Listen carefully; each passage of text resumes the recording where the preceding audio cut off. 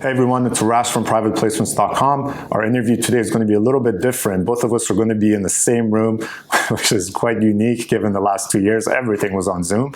We'll probably go back to that, but today's will be a treat. My interview is with David Garofalo, CEO of Gold Royalty Corp, ticker symbol GROY on the New York Stock Exchange. The Gold Royalty model is one of the best ways to have exposure to gold, which right now, given the way inflation is going, is probably a good idea. Before we start the interview, I'm going to ask you guys for a favor, and this helps us put together good quality content for you guys. Please subscribe to the channel. Please like the video. Please comment on the video. Comment whatever's on your mind. If you like it, if you don't like it, if you have questions, we respond to everything. Love the support. Thank you very much, and enjoy the show.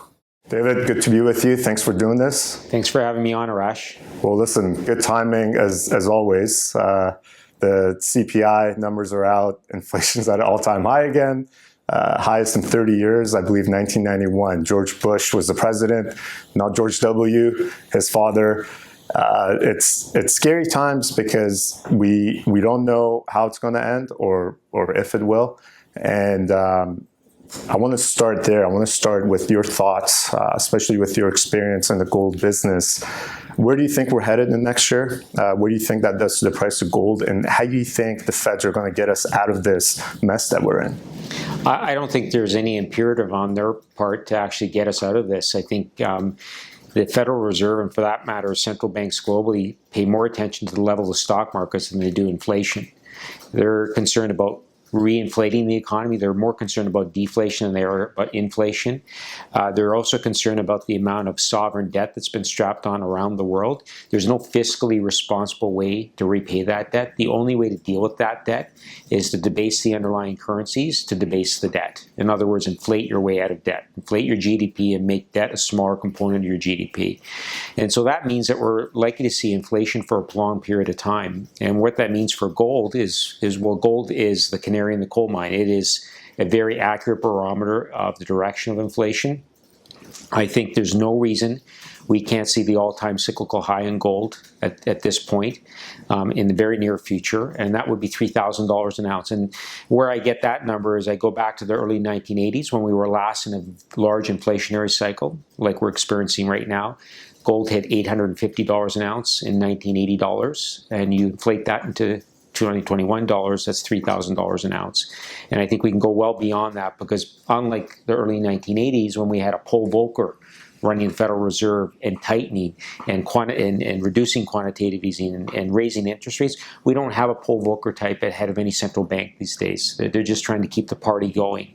So I think there's going to be inflation for longer, lower interest rates for longer, a debasement of currencies for longer, quantitative easing. And that means a much higher gold price than anything we've ever experienced on a real basis. And so do you think it's going to be a gradual rise in gold price, or will there be something that acts as a catalyst to make it reach the $3,000 price? I know it always happens violently. It never happens in a gradual, linear fashion. It happens in a very violent fashion. And that's true for any metals. You know, we've seen pent-up demand for copper, for example, on the base metal side. That resulted in copper going from in the low $2 to an all-time record high in the high $4s very recently. And that was quick and violent. So the market tends to overreact when the fundamentals become apparent to the market. And I think the fundamentals are now starting to become apparent to the market, that inflation as a driver of a higher gold price, because gold is the one currency you can't print. Every other currency is being printed with reckless abandon. So I think there is going to be a violent reaction. I think it's going to be a succession of new inflation highs, multi-year highs. As we continue to see that over the coming months, you'll see a violent reaction in the gold price as well.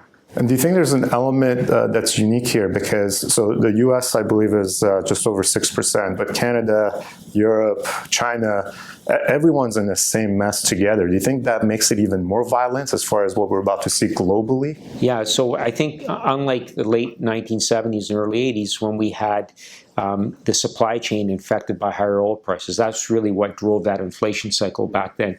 This is a monetarily driven inflation cycle, and it's being done on a global coordinated basis by all the central banks in the world, at least in the developed world. So everybody is competing to debase their currencies, and as a result, we're going to see gold do well against all currencies, not just the US dollar, and that's what's unusual about this cycle. And again, because it's not a supply shock like oil prices, it's really being driven by money supplies and exponentially increasing money supplies for the foreseeable future. This is going to be an inflation cycle unlike anything we've ever experienced before. Do you think things like Central Bank of Canada saying that they're going to raise interest rates by middle of next year to maybe the third quarter, will things like that really make a difference, you think? It makes no difference because what counts is real interest rates, not nominal interest rates. And inflation is continuing to escalate and will far exceed any nominal tightening that we're going to see in interest rates. And so real interest rates will continue to drive into negative territory, further and further into negative territory, which is hugely constructive for the gold price. Today you can buy an ETF that's physically backed, and that gives you that direct leverage to the gold price. In fact, that's opened up a whole new universe of investors that can buy physical gold now. Pension funds and mutual funds couldn't before. Now they can, now that there's a GLD ETF on the New York Stock Exchange. But the problem with that, of course, is you buy that ounce of gold, it doesn't grow. You don't have any exploration upside, right? You don't have leverage that mine producers provide in terms of leverage to higher gold prices and their profitability on a per ounce basis. And so that's typically why investors quite often buy mining equities to get that leverage proposition they wouldn't get in the physical commodity. Plus they get some exploration upside if the operators drilling around their existing deposits or find something new, you get that upside on the exploration side. But of course, the big issue there is if there's operating cost inflation, that erodes the margin and erodes the leverage proposition. And that's exactly what happened, say, 10 years ago. Coming out of the credit crisis, gold at the time achieved a nominal high of over $1,900 an ounce all time.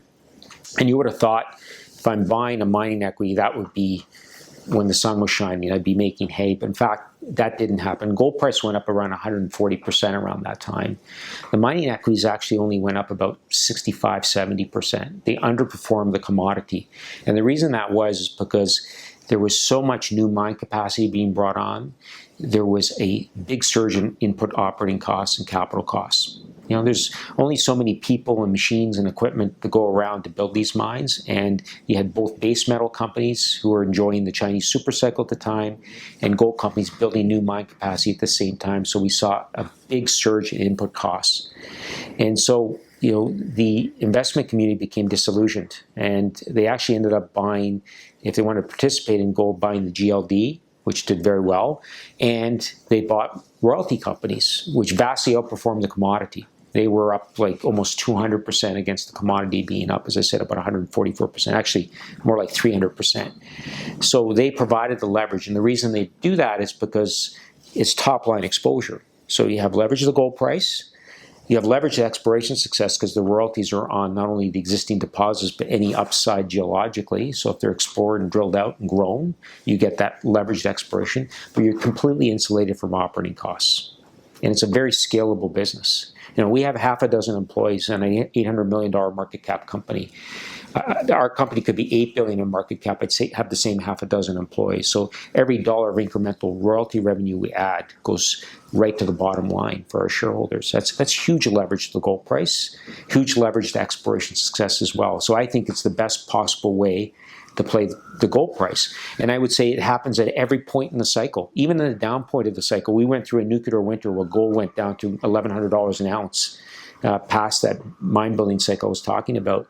And yeah, everything went down, but on a relative basis, the royalty companies vastly outperformed, again, both the commodity and the producers. And so up and down in the cycle, the royalty companies are the best place to play it. But I'd say in this point, we're back into mine building again, because the industry's underinvested in exploration and development over the last half a dozen years. It's become an existential imperative for them to actually start to build again. Same dynamic on the base metal side, and that's being driven by a decarbonizing economy, the need for the metals like copper and whatnot to help decarbonize. So we're going to see a vast increase in investment in new mine capacity. That means input costs are going to be driven up. But it's also against the backdrop of inflation in the general economy, which wasn't there 10 years ago. So last time we had a big super cycle in metals, inflation was 1.5%, 2% max.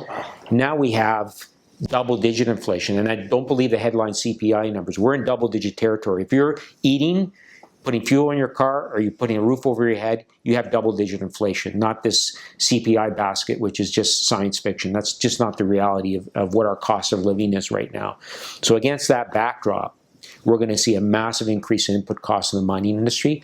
I would not want to be in a mining equity right now. I'd rather own the commodity. If you're going to own something, own the commodity. Don't own the mining equities. You're going to underperform.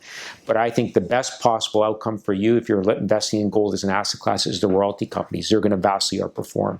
So how, with the royalty business model, the way you describe it, which is true, it almost seems too good to be true, right? It's like, okay, well, wait, I can get the exposure to gold, but I don't have to deal with the risk of the operating costs, the time it takes to build a mine, how capital intensive it is. What separates the top royalty companies from the pretenders? And there seems to be a lot more royalty companies on the market now, so you have way more options. You guys, I think, might be the newest or one of the newest. You've done extremely well with the recent kind of rapid growth that you've experienced through some of the consolidation that you've done. But before getting into that at a high level, what are the kind of the main ingredients required to build a successful gold royalty business? Look, you need scale. And at the end of the day, the royalty business is not a mining business. It's a bank. It's a financial institution. It's a deposit-taking institution. We take capital from the markets, typically at multiples much higher than the producers are because of our relatively low risk profile. We're not exposed to operating cost risk or capital cost risk. We're a degree of separation from geopolitical risk and whatnot, and operating technical risk. Because we just have that top line exposure. And so because of that low risk profile, they typically get much richer valuations in the marketplace, and it's an arbitrage opportunity. You know, we raise money at X times net asset value, and we lend it out to the producers at a much lower multiple. Everybody wins because the producers are trading at a significant discount to net asset value or a discount to the royalty companies. We offer them a slight premium to what they would be able to raise equity at. They win. We win because that royalty that we get on their asset gets re-rated within our portfolio at a much higher multiple. Everybody wins. When I was running a base metal company, Hudbay Minerals, for about 6 years, I built the Constancia mine in Peru. It's one of the largest copper mines in that country. We invested $2 billion in the construction of that project. We were only $1.5 billion market cap company. That was a pretty audacious risk for us to take on. But we had $1 billion of cash on the balance sheet, and we knew we could access the debt capital markets in the U.S. for a chunk of it. And we went to Wheaton Precious Metals at the time to sell a stream. We had 5% of our revenue, which was precious metal. The rest was copper. And we got $750 million for that stream. We got paid 1 times net asset value for that stream. And our equity was trading at 0.5 times. So it was a huge win for our shareholders. Randy and Wheaton Precious Metals, they're trading at 2 times NAV typically. They got that re-rated at 2 times. That was a huge win for them, huge win for us. And now that asset, Constancia, is the cornerstone of Hudbay. You know, and it's a generational asset. It'll be producing for 30, 40 years. So selling off a small stream, caused that asset to get built and created thousands of employment opportunities in the country, billions of dollars of tax revenue, and obviously a sustainable mine, sustainably profitable mine for Hudbay shareholders. Was that the first kind of experience where you started thinking, hey, this royalty business thing isn't bad? Absolutely. I used to be quite dismissive of it, quite frankly, up until that point. But, Wheaton Precious Metals only came into the space 15 years ago. Yeah. The streaming model didn't exist before then. Ian Telfer created it when he spun Wheaton Precious Metals out of Gold Corp. Meaning before that it was just a royalty model. It was just a royalty model, and Franco-Nevada had that market pretty much cornered, and Royal Gold out of the U.S. Those were probably the only 2 players in the space. And then the streaming model was created, and that was another avenue to raise capital from either base metal operations or existing gold mines that was willing to give away some of their upside to build their operation out. So it's a relatively new phenomenon, and that's why you've seen this proliferation, as you pointed out, of new royalty and streaming entrants over the last couple of years. They've come into the space anticipating the need for the mining industry to start to reinvest back into the ground. Okay, so let's say I want to invest in a royalty company. Okay, and full disclaimer, I have been a shareholder of Gold Royalty Corp. Thank you. I am not right now. I was, but I'm coming back in, and I'm on the bid. But others might look at so many different options, right? I'm not saying, let's say, play who's better and who's not, but when looking at Gold Royalty Corp and what you guys have built and the team that you have, what do you think sets you guys apart with just the deal, the structure, what you've done so far? What are those key selling points that makes you guys kind of the most unique, let's say, proposition in the royalty business? Well, first it starts with the foundational assets that Amir Adnani had populated into gold mining over the last 10 years. He had accumulated 12 development stage assets in the Americas, which collectively had 32 million ounces of gold equivalent in the ground, 43-101 resource. We wrote royalties on that. That provided us the foundation from which we were spun out of gold mining to IPO back in March. Mm-hmm.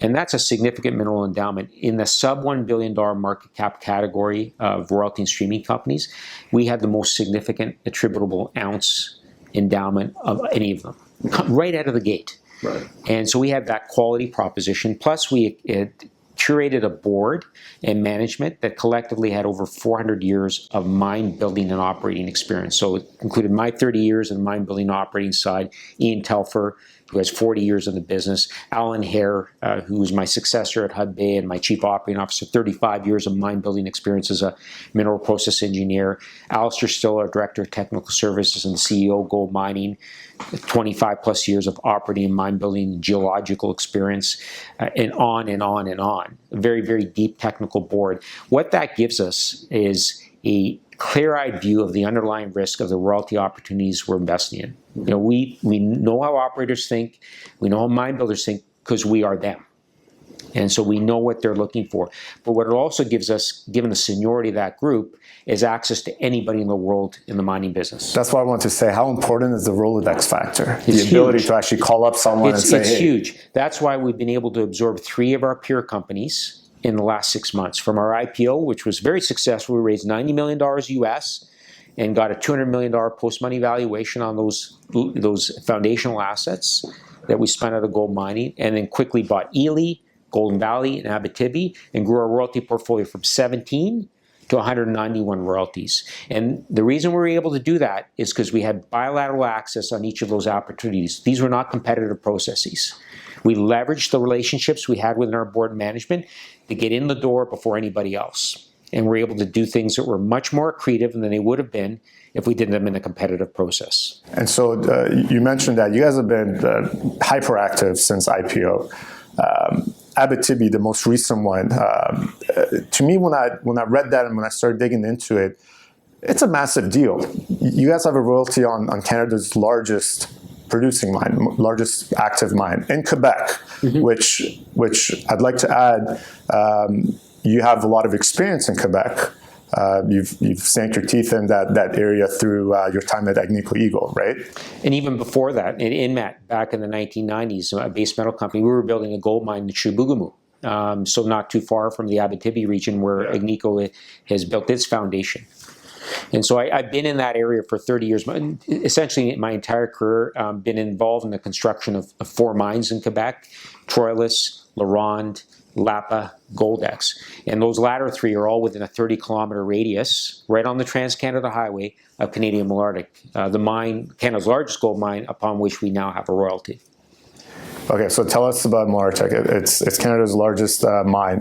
The project now, which is where you guys have the royalty, is the underground deposit on this open pit mine, correct? Well, we have royalties on actually large swaths of the property, both open pit and underground, but we're trending into 3% NSR territory, 3% royalty territory as they go underground. And Agnico and Yamana, the co-operators of that mine, have committed $1.6 billion to the construction of an underground mine. So they've been operating exclusively from open pit for the last 10 years.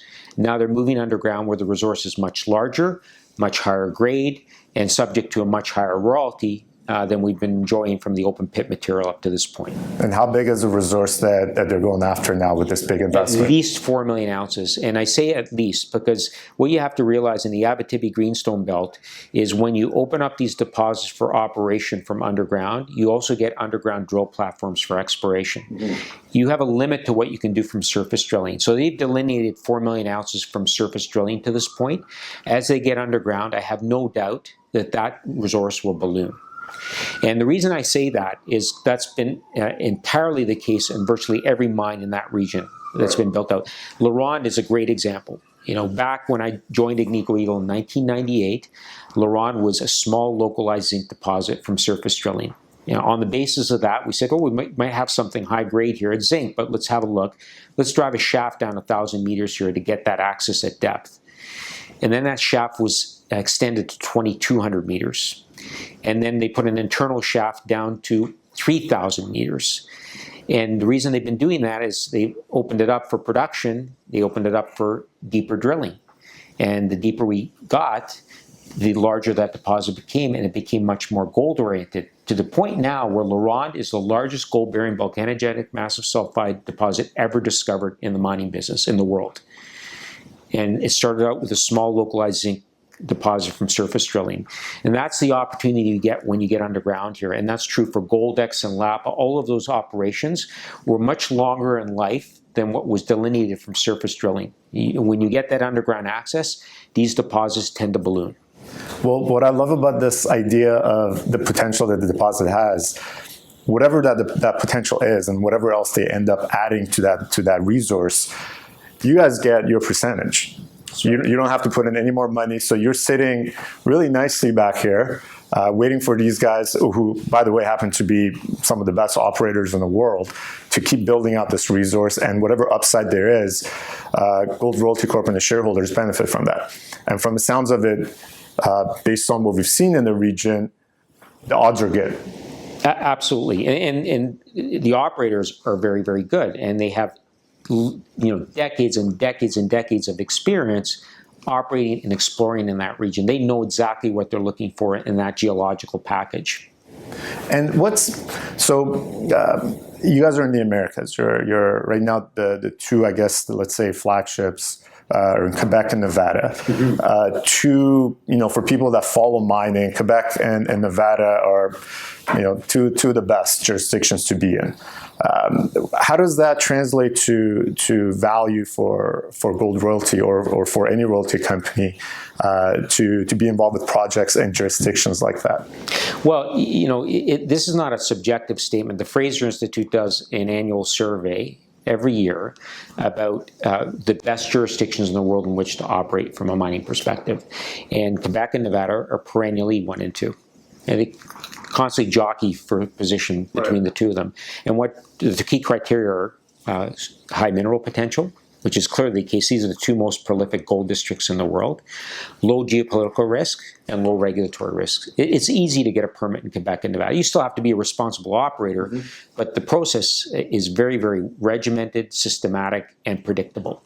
And so you can get mines built in those districts, and that's really what drives value. That's what drives capital in those districts and typically drives higher multiples because of the quality proposition that those jurisdictions offer. 75% of the underlying value of our business, by our own estimation, is in Quebec and Nevada. The rest is in other parts of the Americas. And so, yes, we're skewed and concentrated, but we're skewed and concentrated to two best jurisdictions in the world. But we have 191 royalties as well. And the majority of them are in those two jurisdictions. So we're well diversified within those jurisdictions across multiple opportunities. But the important thing is we're concentrated in the two best jurisdictions in the world. Well, let me, one more thing to add to that. Through privateplacements.com, we track the jurisdictions that money is being raised for gold mining. And even following capital, I believe year to date this year, I believe Quebec was number 2 and Nevada was number 3 or 4. So a lot of capital is going to those places, which brings me to this next question. Why would a company that's active in those areas cut a deal with you guys versus just doing a financing? Well, quite often they're not. A lot of our royalties have been generated at the grassroots level. And what that is to say is that our teams in Nevada and Quebec have staked exploration claims, and before any serious capital is required on those properties, they farm them out to existing operators and producers who may have an immediately contiguous operation and need that land because their deposit trends onto our land, and they buy it back from us and they repay us with maybe some cash, a commitment to spend money in the ground, and a royalty. And that's the beauty of our acquisitions this year. We not only acquired 180 odd royalties by acquiring Ely, Golden Valley, and Abitibi, but we acquired a lot of intellectual capital as well. And that is to say that the co-founders of Ely, Trey Wasser and Jerry Boffman, continue with our organization. Trey on our board, Jerry running our Nevada business. And he's a prolific prospector. He's generated over 100 royalties in 10 years for Ely by doing exactly that, staking exploration claims and then farming the properties out. In other words, a very, very cheap and cost-effective way to generate royalties for our portfolio. Similarly, Glenn Mullen, who founded Golden Valley and Abitibi and also staked the original exploration claims on Canadian Malartic, which he sold to Cisco. He's continuing with our organization on our board, and he's running our Quebec, Ontario business, doing exactly the same thing that Jerry's doing in Nevada. So it's not a matter of trying to buy royalties from existing operators. It's actually getting in before the operators do, and putting royalties on these properties and then vending them out, farming them out to the explorers and the operators who want to put capital in the ground and take on the exploration risk, the technical and capital risk associated without building out new mines. And that's really interesting there. So not only did you guys acquire the royalties that these two other companies had, but you also got the intellectual capital. Exactly. And these guys came on board. And was that part of the deals that you cut with them when you were in the boardroom with them? You say, hey, you're coming, you're running the operation for me? Yeah, absolutely. I mean, Trey and Jerry are both 70-year-old guys. And, you know, they earned the right to cash in their chips, but they enjoy what they do. And they're very good at it. And it didn't take much arm twisting to say to them, like, come on board. You don't have to worry about all the public company stuff. That's my job. I'll take care of all that stuff. They never loved that anyways. Yeah. They love doing what they do on the ground. Same thing with Glenn Mullen, who's running our Quebec, Ontario business. He was the CEO of Golden Valley. He's going to continue to do what he enjoys doing, which is staking exploration claims and working the system in Quebec. And, you know, he's bilingual and he's been in the region his entire life. They know him very well. So he has a lot of respect from the operators in the area and the regulators and whatnot, so he can get things done. And he's our man on the ground now. You know, we have planted our flag in Quebec and Nevada, and we've got people that are very well known in those communities running our business and basically unfurling the banner, as it were. Can you explain to me what the double bump is that people talk about with the Abitibi deal? I've seen that. I like that. I like the way it sounds. I need a bit of a background on it. And it's what I sold and what my management team sold the acquiree companies on. You know, when we approached Ely and then Golden Valley and Abitibi, and we were talking to Trey and Jerry, and in the case of Abitibi and Golden Valley, Glenn Mullen and his biggest shareholder out of Dubai, a pulp and paper guy, Jimmy Lee, we said, look, we can pay you a premium right now. We think your business is undervalued, but take our paper, because within our bigger portfolio, we'll achieve critical mass and we'll get a re-rate in the marketplace. We'll get a higher multiple, because as I said earlier on, the bigger you are, the more liquid you are, the higher multiple, the higher valuation you get in the marketplace. So it creates a bit of a virtuous cycle. And so in both of those cases, we achieved north of a 35% bump in our stock as a result of doing these acquisitions. Normally, when you do an acquisition of scale, and we doubled our size twice this year. Mm-hmm. Typically, when you do that, there's settle in your stock. You know, you have a bunch of new shareholders coming in. Some of them want to cash out. Some of them want to stay in. But generally, there's a settle in your stock. Or the arbitrageurs come in and they short your stock and buy the acquiring company stock.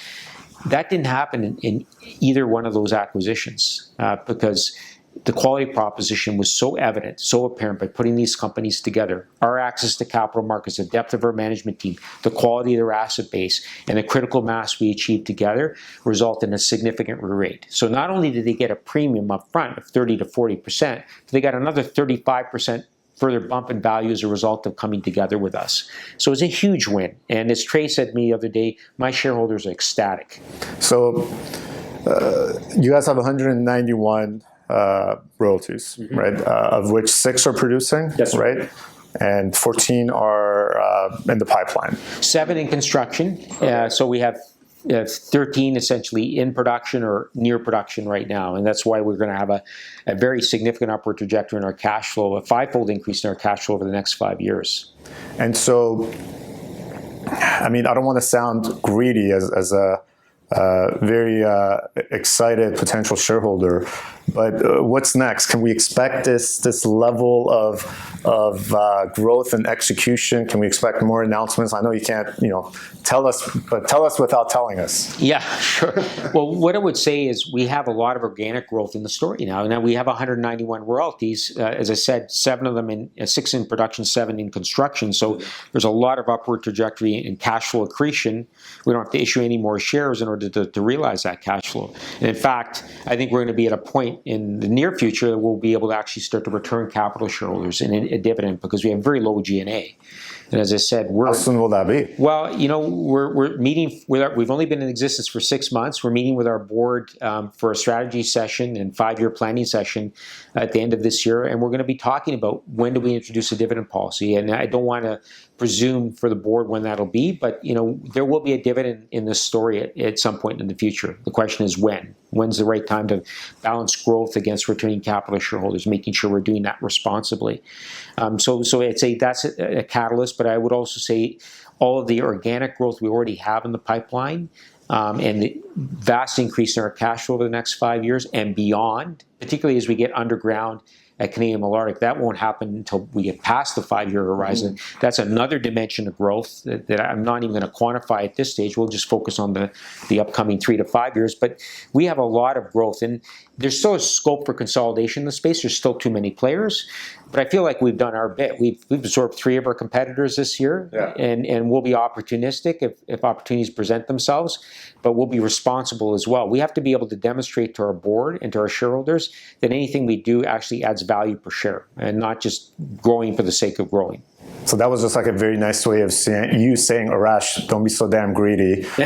We've been working hard. No, it's okay. It's okay to be greedy, and we want you to be greedy. We want you to demand returns, an adequate return for the capital you've entrusted us with, and we're laser-like focused on that for sure. So what sort of cash flow are you expecting to see once Malartic actually starts? When will that be? Well, not till about 2027. So it's beyond the kind of 5-year horizon. They're only just sort of sinking the shaft right now, and this is going to be a fairly deep mine. So we're going to see actually our cash flow go from about 5 to 25 million within 5 years, even without Canadian Malartic's underground deposit being. So right now it's 5. Going to 25. Going to 25 by end of?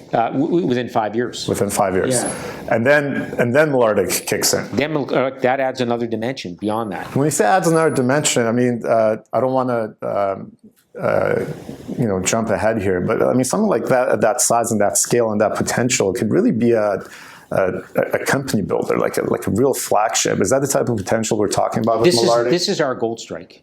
And if you think about Franco Nevada, can you explain what Gold Star is? Yeah, Gold Strike is one of the biggest gold mines in the world. It's operated in a joint venture between Newmont and Barrick in Nevada.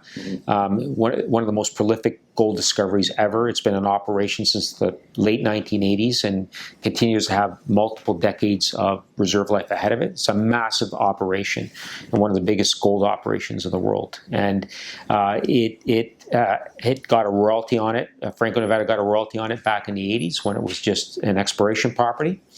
And that was the foundation that launched Franco to what it is today, a $30 billion market cap behemoth in the royalty space. They are the category killer in the space. Mm-hmm. And the reason they are, I would argue, is because they have that foundational asset upon which they grew their business.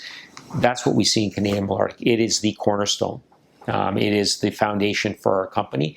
Will be an annuity for our shareholders for many, many decades. Mm-hmm. Mm-hmm. What's So the stock's trading around $5 right now, you know, give or take, let's say 15 cents. So around $5. Do you think it's trading too low? Do you think there's something the market's not getting about the story and its potential, or are you kind of happy where things are right now? No, I'm always discontented. That's what keeps us moving forward. And my source of discontent is the disparity in our multiple relative to the category killers in the space. And so there is three distinct tiers in the industry. You know, there's the Franco-Nevada, wheat and precious metals, Royal Golds that are $20 to $30 billion market cap, and they're trading at 2 to 3 times net asset value, the underlying value of their business. Huge multiples. That really belies their scale. It's because of the scale, because of their access to capital, it's created a bit of a virtuous cycle, and they continue to grow. They consume everything in their path. So that's at the very top. That's tier one. Tier 1. Tier 2 is the $1 to $2 billion market cap. So Sandstorm, Triple Flag, and I'm drawing a blank. Oh, Cisco royalties. Those are the three kind of in that tier. And then there's a proliferation of sub $1 billion market cap companies. We've quickly... Sorry, what multiple is the tier 2 group? Tier 1 to $2 billion. So you can see the huge disparity. 20 to 30 billion market cap, then it falls all the way down to 1 to 2 billion, and then the sub $1 billion category. It's a huge disparity. And we've quickly risen to the top of tier 3. We're $750, $800 million market cap. We've eclipsed Mavericks. We did in 6 months what it took Mavericks 10 years to do, okay? Just by consolidating high quality opportunities in the space and creating liquidity and scale. And we have liquidity that far exceeds them on a daily trading basis already. I think I attribute that to the quality of the management, but also the quality of the asset base that we put together in very, very short order. We're within spitting distance of that second tier. We're not far away. And with the re-rate that I think we're going to achieve as our cash flow grows, I think we're going to catch them anyways. But I think there's room in between, and the rest of that pack is typically trading at, on average, 1 times NEV. That's a huge disparity in multiple. Yeah. There's a lot of real estate between us and them, the big guys in tier 1. I don't pretend that we're going to get to 2 to 3 times NEV tomorrow, but what if we got to 1.5 times? Think of the upside for our shareholders. 50% upside from our existing portfolio, given the growth trajectory that we have. I think there's room for a $4 to $5 billion market cap royalty company in the space, and I think it should be us. And that is big enough to matter, but small enough to grow, which is the challenge the tier 1 guys have. Virtually everything they do on the acquisition side is a rounding error.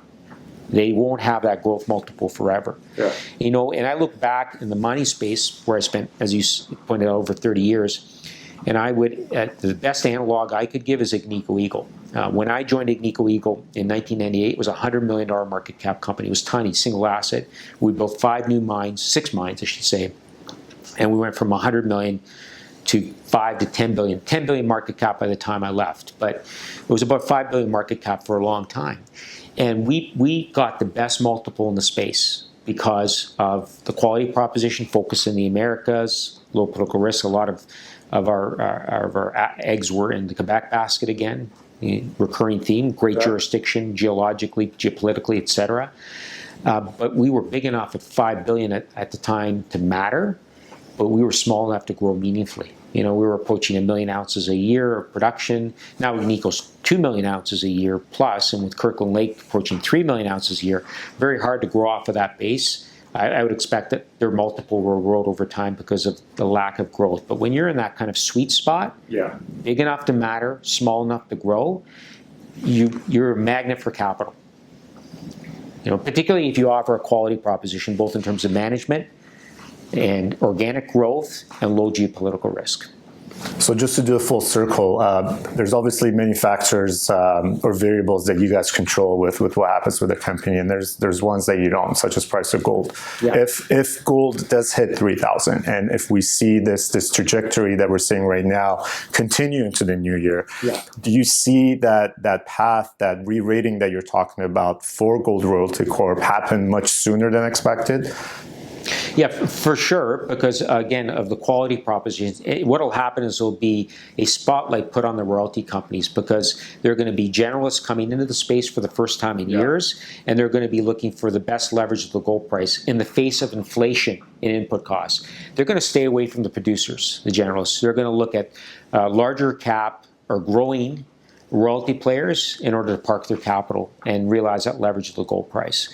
And I think the ones that offer that growth proposition, which the tier one guys can't offer, we can because of the organic growth we have in our 191 royalties. I think we will attract a much more superior multiple than what we're enjoying now. And that growth you talk about, to me, and I don't want to say this because you're sitting here, because it might seem like I'm pumping your tires, but the potential that you're talking about, that potential is usually reached by teams that have the ability and the right team to perform, right? And you guys kind of, the team that you have, it's all people that have done it before, right? It's not your first time going at it. So it's kind of like, hey, well, if I'm going to kind of make a bet on someone, I want to make a bet on someone that's actually proven that they can do it, that they have done it. And that's a positive. But now I'm going to ask you something, and I want you to be honest, okay? Anytime we talk to a CEO, everything's great, right? We get excited, everything's awesome, let's do it. This is no different. This is a very compelling story. But what could go wrong? What could slow, not wrong as in like, tear things apart, but wrong as in what could slow down the story? Like, what are things that maybe keep you up at night as far as like, man, we got to make sure we keep an eye on this one thing? Well, you know what? We're a growth machine. That's what royalty companies are. So you're on a treadmill. And look at what we've done in 6 months. We've IPO'd and we've absorbed 3 other companies, and we've grown fourfold in doing that. Alan Hare, who's on my board, had a saying. I don't know if he came up with it, but he said, you know what? Yesterday's record is tomorrow's expectation. So once you've kind of established that track record, you're on the treadmill. You have to keep growing. You can't stop. And that means you have to look at M&A opportunities. You have to look at individual royalty opportunities, but you have to allocate capital. We're like a financial institution. Yeah. Banks don't just sit on their deposits. They lend the money out. They put it to work. That's what we have to do. That's what shareholders expect us to do. It's a lot of pressure on our corporate development team. They're continually 24/7 looking at things somewhere in the world. But that's what we're paid to do. Yeah. And so it's that pressure and the need to execute continuously is really what's going to differentiate the winners from the pretenders. Yeah, so you guys have really set the bar high, and now it's about just performing and managing expectations. And listen, I think it's been an incredible story, and just looking at what you've done since March of this year, it just makes me tired just reading about it, just because it's so much deal flow and so much has happened, and really impressive. I'm going to ask one last question, and this is when we kind of like to kind of take a step back and make it a little bit big picture. We have a lot of young viewers, and as you know, in the last 2 years, there's been a lot of new people that have come into just investing in general, right? Yeah. I feel like one silver lining from the pandemic is that it's kind of alerted everyone that, hey, this is something I should look at, investing in stocks and whatever it may be. What advice do you have as someone who's been in the business and someone who's seen it all? You've seen cycles, you've seen it all, especially for younger people. What advice do you have for those who are just getting into this in order for them to experience not immediate success, but to kind of get on the right track with their kind of, let's say, portfolios? Well, look, I think Warren Buffett's been successful over many decades for the simple reason that he focuses on fundamentals, not momentum. Mm-hmm. And so I would say focus on the fundamentals. And I look at cryptocurrency, which has got nothing to do with fundamentals and everything to do with momentum. And momentum trades eventually run out of gas. Mm-hmm. And then they end in tears every single time. So I just be careful. That's a timing play. There's no physical properties to cryptocurrency. Like the dot-com bubble back in the late 90s, early part of this century, it'll burst. It's not to say it'll disappear. The technology sector didn't disappear. It found new legs, but repurposed itself as real businesses like Apple and Google and whatnot to actually generate real profitability. But don't get caught up in momentum plays. Eventually, they will end in tears. And the last money in is generally the one that hurts the most. So be careful. Look for things that that are substantive, that have real business fundamentals, that generate profits and cash flows. Cryptocurrency, it's here to stay. Bitcoin's here to stay. Digital currencies are here to stay. But should they be valued at tens of thousands of dollars? Absolutely not. And what will happen inevitably is the central banks will digitize their own currencies and capture that market share and bring that back down to more rational valuations. You don't want to be caught up in that. There are no business fundamentals in cryptocurrency. It's just a momentum speculative play. Stay away from those. I mean, unless you're a genius at timing, and you may be for a short period of time, but none of us are over the long term. Look at John Paulson. He made that big call on the credit crisis and the subprime mortgage market. He made billions and billions of dollars. He's done nothing but lose capital since that. Yeah. And so he made one right call on a momentum call, and he got it right, but it's very, very difficult to replicate that. And he's a very smart investor.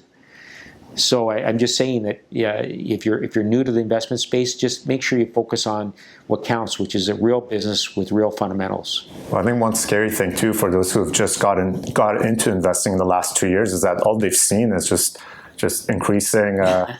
Yeah, I mean, they haven't seen how things can get ugly, and they normally do eventually. Just as a follow-up to that, momentum is usually more sexy, right? It dominates headlines. It's easier.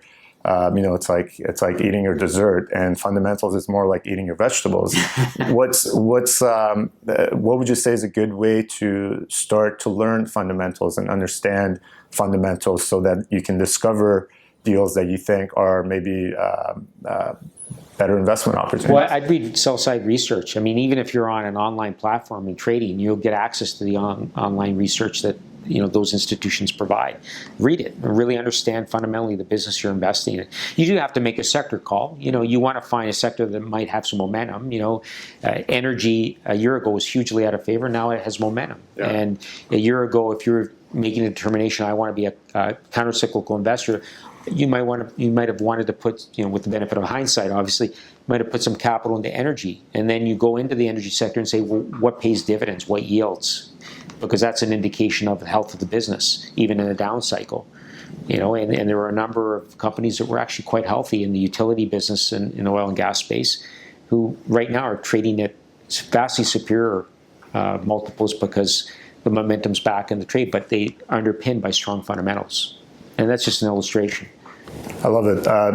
Thank you very much for your time. Thank you. And kids, remember, do your homework. And I look forward to speaking with you again, because you have set my expectations very high. I expect every 6 months to be as active as the last. And we'll do our best. Yeah, and I look forward to catching up with you, hopefully in the new year, to see what you guys are up to. Excellent. Thanks very much, David. Thank you.